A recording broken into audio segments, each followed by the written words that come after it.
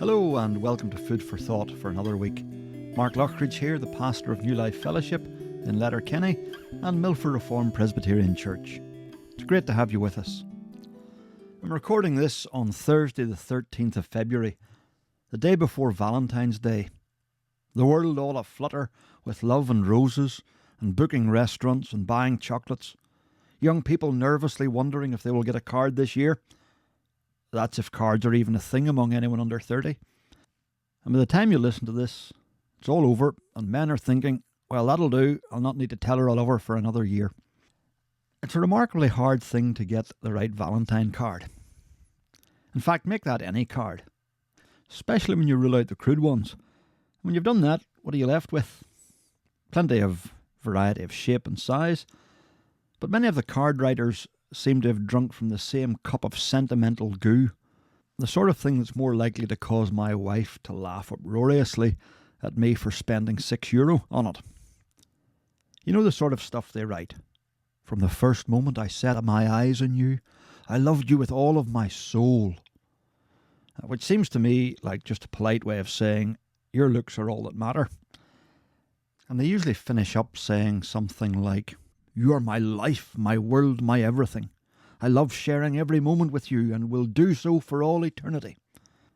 I'd be afraid my wife would call to mind all the moments in the past year when I was away at meetings or had my nose stuck in my phone or was keener to watch rugby or to go for a swim than to share that moment with her.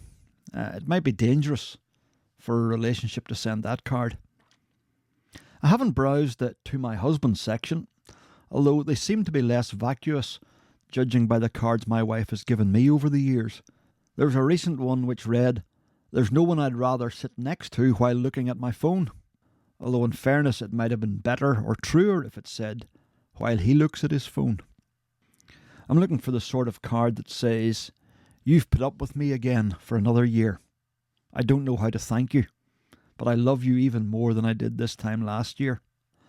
Or maybe if I could find a card that said, if I had any wit, I'd share more of every moment with you. Or, you mean the world to me.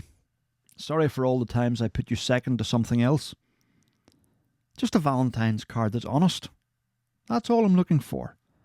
And I think there's probably a market for it. We all know that a card sent on one day of the year doesn't make a relationship. It doesn't paper over the cracks that exist. Yes, it's great that cards give an opportunity to say how much another means to us, but relationships need more than that. They take work, honesty, patience, and forgiveness.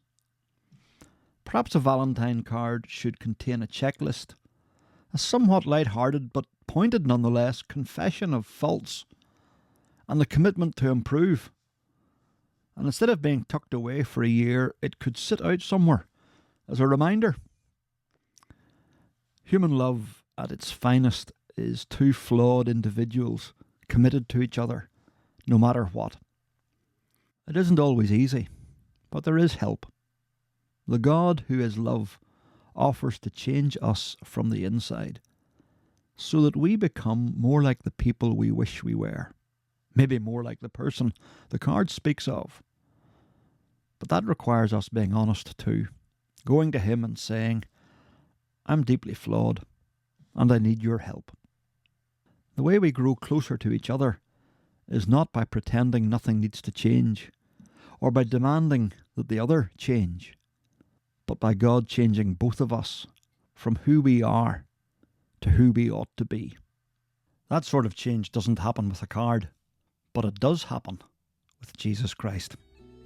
He's the one who gives us help and hope for all our relationships.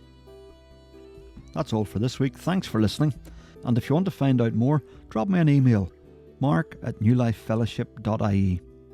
Until next time here in Finn Valley FM, have a great week.